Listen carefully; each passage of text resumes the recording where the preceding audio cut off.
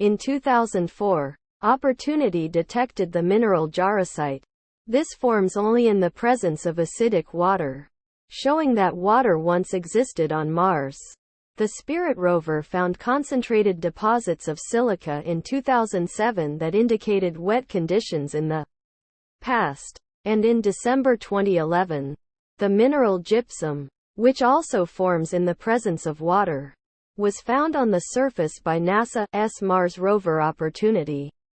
It is estimated that the amount of water in the upper mantle of Mars, represented by hydroxyl ions contained within Martian minerals, is equal to or greater than that of Earth at 50 to 300 parts per million of water, which is enough to cover the entire planet to a depth of 200 to 1,000 meters, 660 to 3,280 feet.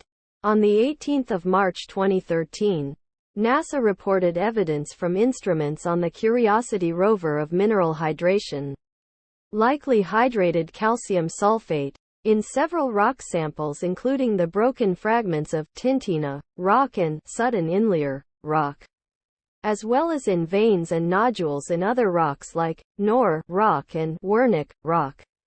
Analysis using the rover's DAN instrument provided evidence of subsurface water, amounting to as much as 4% water content, down to a depth of 60 centimeters, 24 in. During the rover's traverse from the Bradbury landing site to the Yellowknife Bay area in the Glenelg terrain, in September 2015, NASA announced that they had found strong evidence of hydrated brine flows in recurring slope lineae, based on spectrometer readings of the darkened areas of slopes.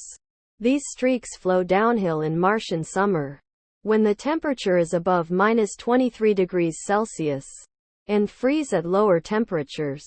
These observations supported earlier hypotheses, based on timing of formation and their rate of growth, that these dark streaks resulted from water flowing just below the surface. However, later work suggested that the lineae may be dry, granular flows instead, with at most a limited role for water in initiating the process. A definitive conclusion about the presence, extent, and role of liquid water on the Martian surface remains elusive. Researchers suspect much of the low northern plains of the planet were covered with an ocean, hundreds of meters deep, though this theory remains controversial.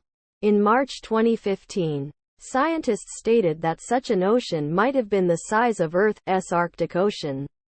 This finding was derived from the ratio of protium to deuterium in the modern Martian atmosphere, compared to that ratio on Earth.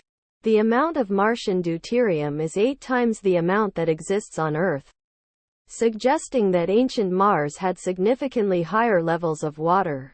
Results from the Curiosity rover had previously found a high ratio of deuterium in Gale crater, though not significantly high enough to suggest the former presence of an ocean.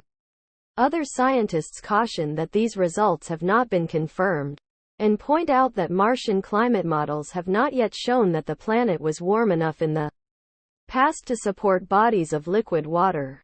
Near the northern polar cap is the 81.4 kilometers, 56 miles, wide Korolev crater, which the Mars Express orbiter found to be filled with approximately 2,200 cubic kilometers, 530 cubic miles, of water ice. In November 2016, NASA reported finding a large amount of underground ice in the Utopia Planitia region. The volume of water detected has been estimated to be equivalent to the volume of water in Lake Superior, which is 12,100 cubic kilometers.